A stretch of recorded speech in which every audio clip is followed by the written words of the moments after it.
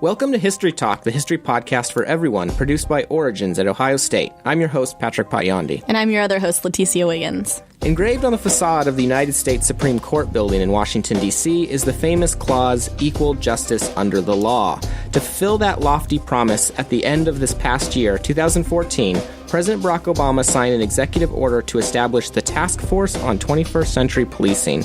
And there was, to put it mildly, very good reason for this. Early last year, street protesters flared up in Albuquerque after the police fatally shot James Boyd, a homeless man with a history of mental illness. This event triggered a scathing review of the local police department, widely criticized for its abuse of extreme force. Then, just this past August, the lethal shooting of Michael Brown, a black teenager, by Darren Wilson, a white police officer, in the St. Louis suburb Ferguson, Missouri, brought widespread protests against police violence once again to the national stage. In this event's aftermath, questions of policing and racial profiling came to the fore.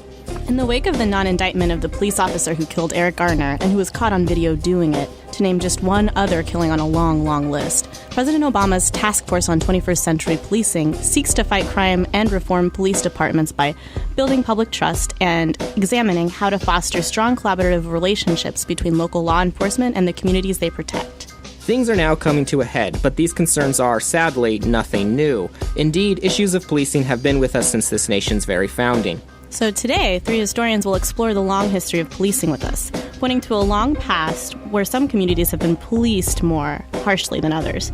This begs the question, when will we see, quote-unquote, equal justice under the law? Stay tuned. Thank you for having me. It's definitely a pleasure. I am Marcus Nevius, PhD candidate in African American history here at The Ohio State University. Hi, it's great to be here again. My name's Clay Howard, and I'm an assistant professor of history here at OSU. And hi, I'm Lilia Fernández, associate professor in the Department of History at Ohio State.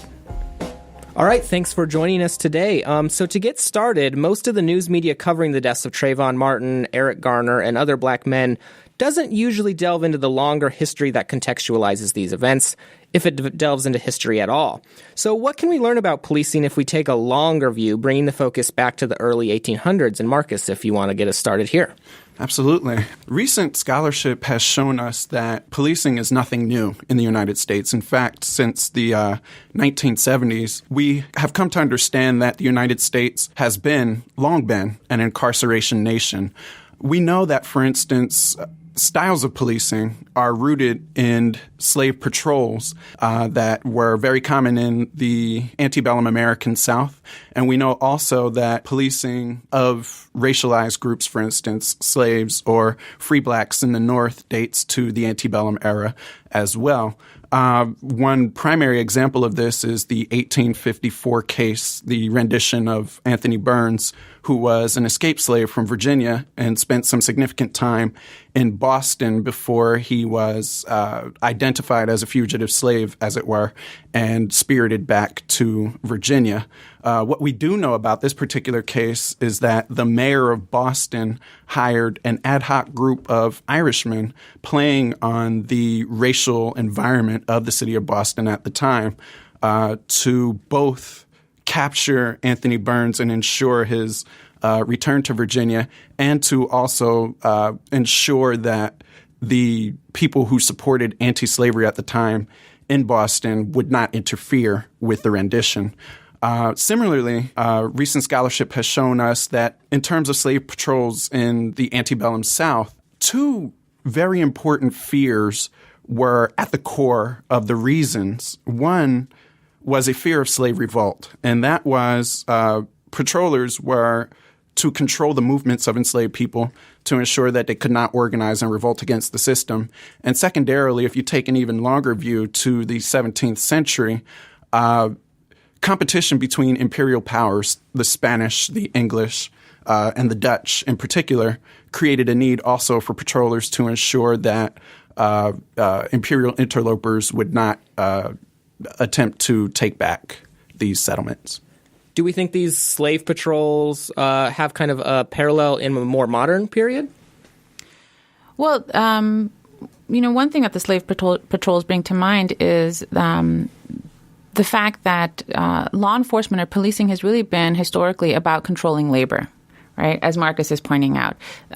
In the case of enslaved African American workers, this was about maintaining a workforce that was obedient and disciplining them and keeping them in line, essentially, and preventing revolts or uprisings. But even later in the 19th century, during the era of industrialization, policing and patrolling urban communities was really about controlling urban industrial workers and maintaining the social order and really protecting the interests of capital.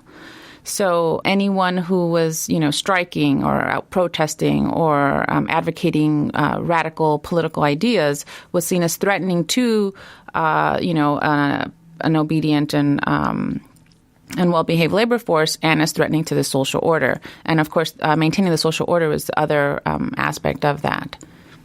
One of the things that the question made me think of is, one of the definitions of modern life is that people live amongst a sea of strangers, people they'll never meet, but they know they're always there, and that police forces have really been a modern phenomenon to kind of manage what people at the time saw as a problem, or people still see as a problem. So police forces were created in the 19th century and professionalized, whatever, to varying degrees, to manage the growth of cities and to try and control the kind of different kinds of people in public space. And so there's responses to what you might call actual crime or responses to fear of crime, which are always related to fears of difference.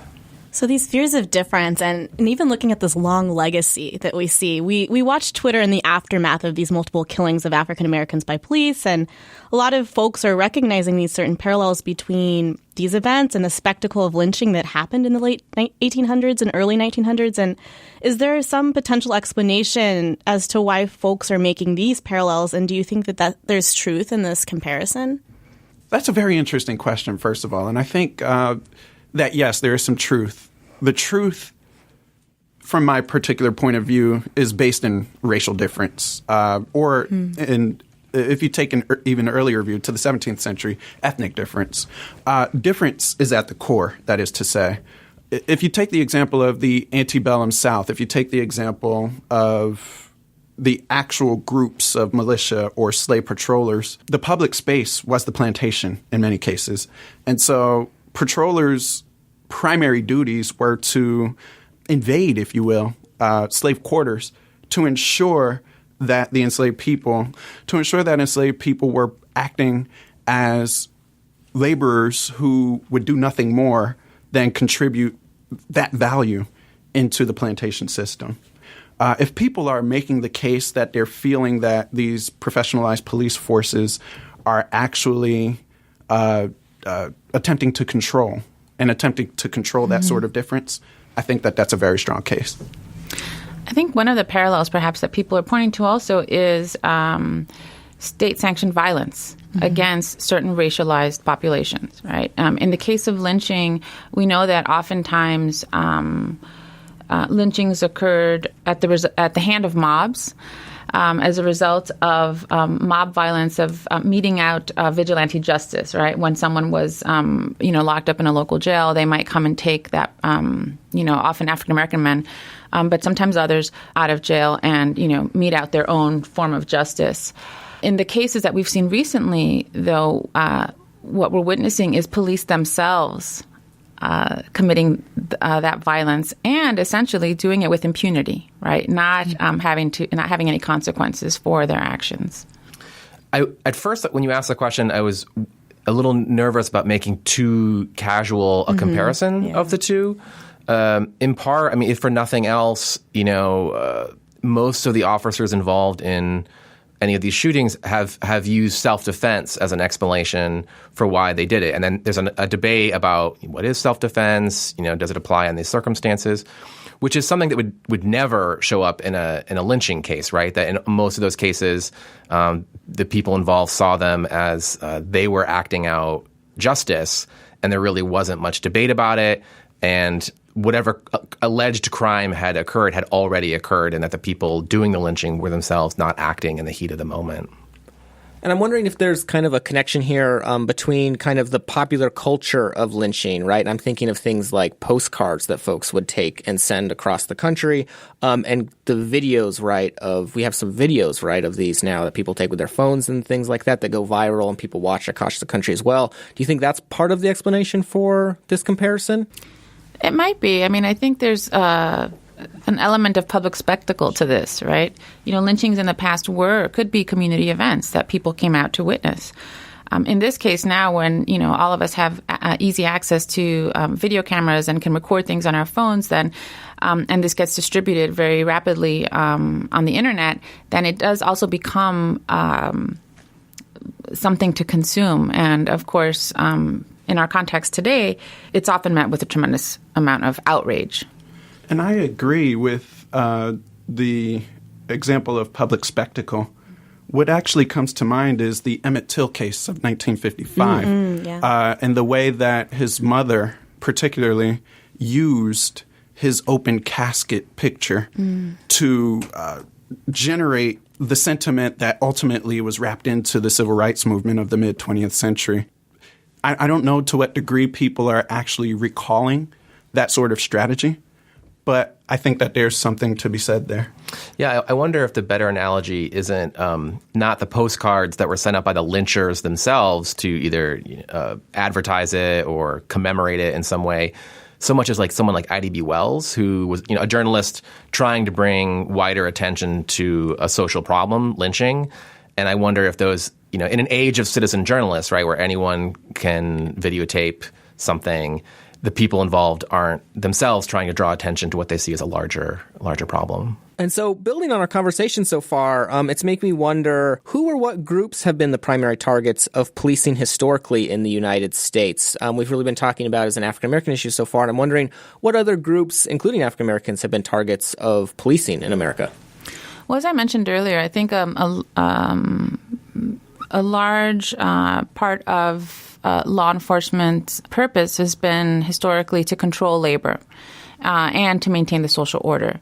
So anyone that was seen as threatening to either, the economic system or the social mores of the times were generally, scrutinized, put under surveillance, and watched much more carefully. In the late 19th century, this would have included political radicals, labor organizers, union advocates, those types of groups.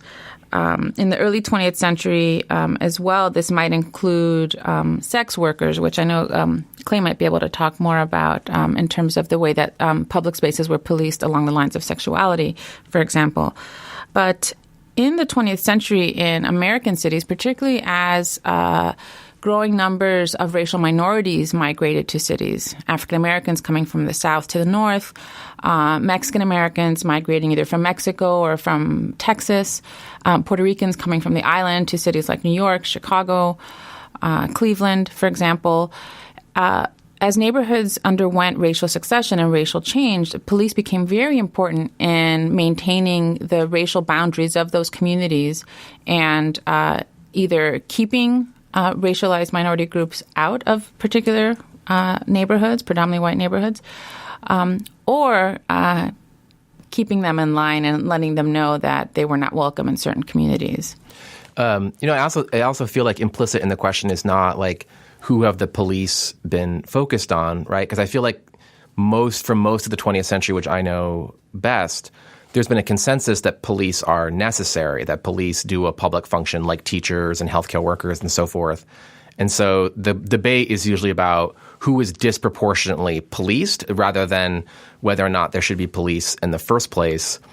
So one thing that your question brings to mind is there's an ongoing, we've been talking a lot about race and class, but also gender has been a kind of central thing that police have disproportionately and perhaps unfairly policed over time. So there's cases in the 50s of women wearing slacks to bars, being arrested for gender nonconformity. There's also kind of public health campaigns during World War II where women in bars alone, regardless of whether they're wearing slacks or not, would be picked up as part of anti-prostitution campaigns.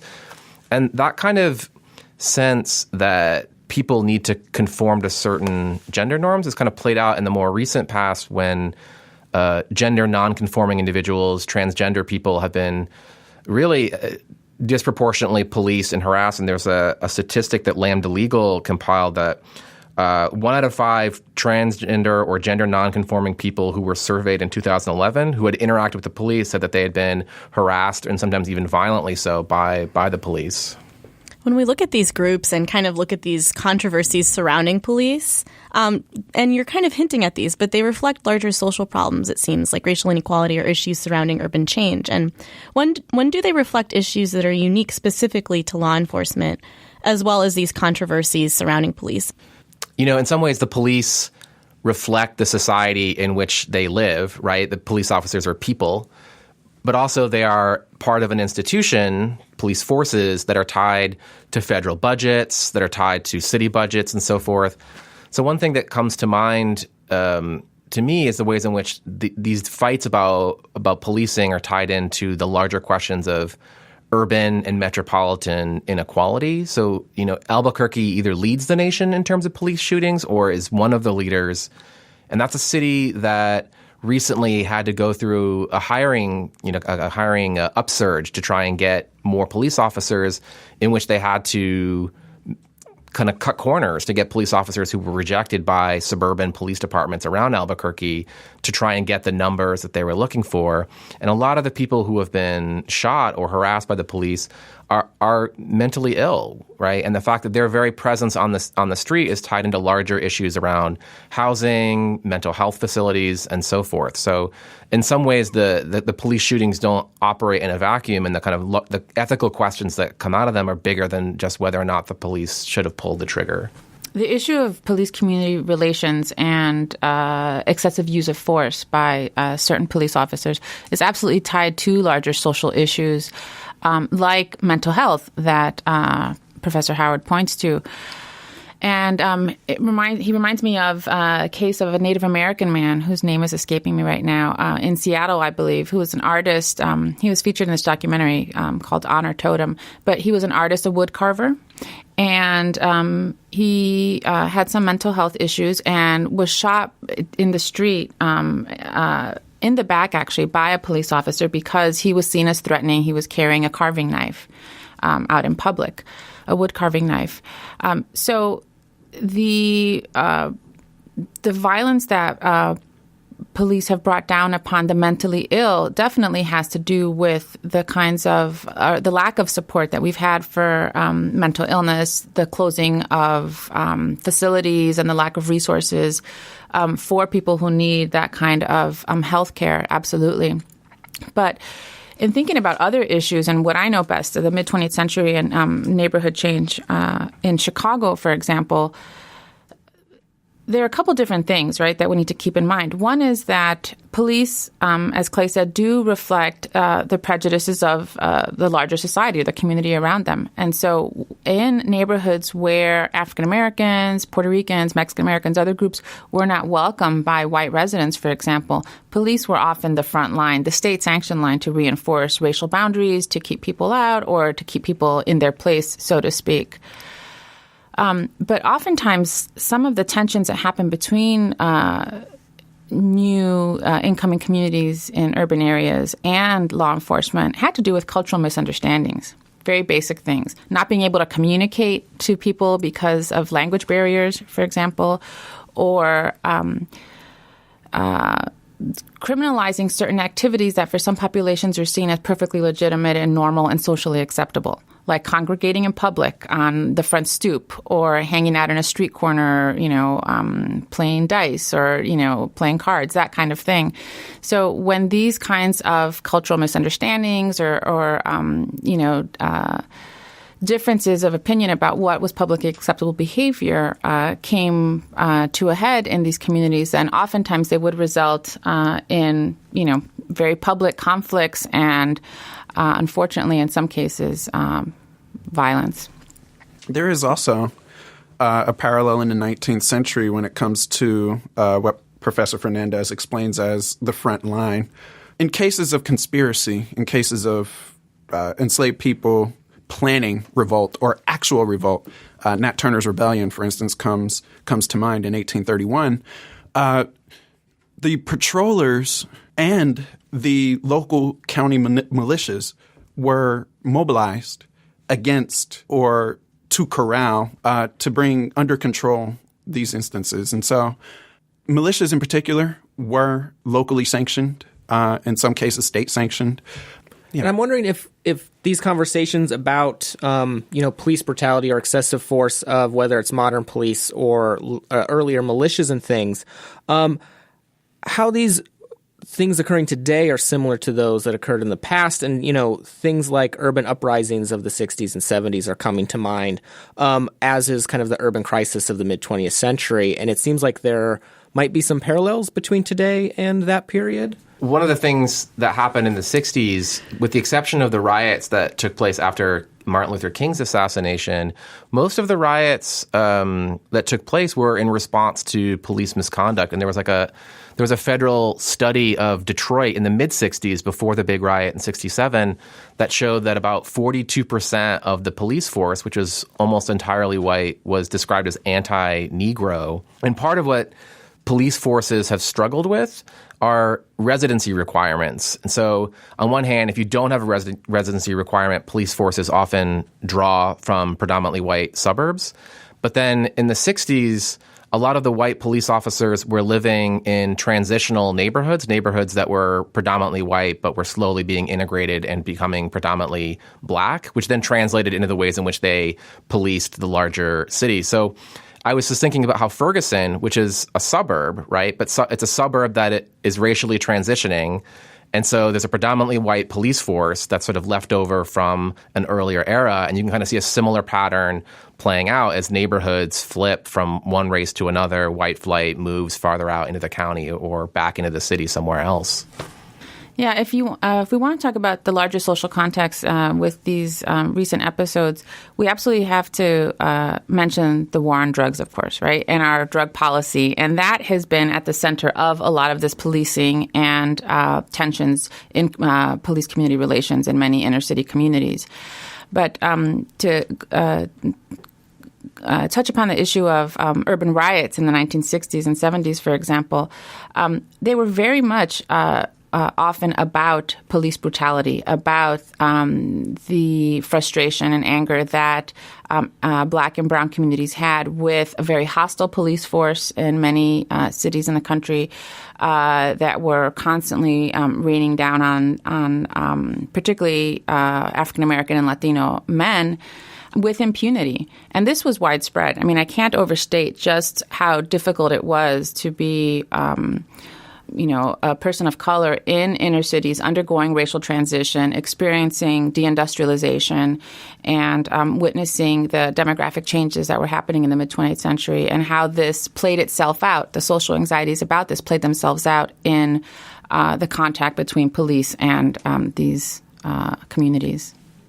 I think if we think of the 19th century, and I'll draw upon Nat Turner's Rebellion of 1831 again, we're not speaking as much of the types of demographic shifts in the American South that we think about in the 20th century. But what we are thinking about in many ways is the violence that was at the core of controlling enslaved people and the ways that enslaved people responded to this violence, responded to vicious whippings or responded to other mutilations against the body in particular.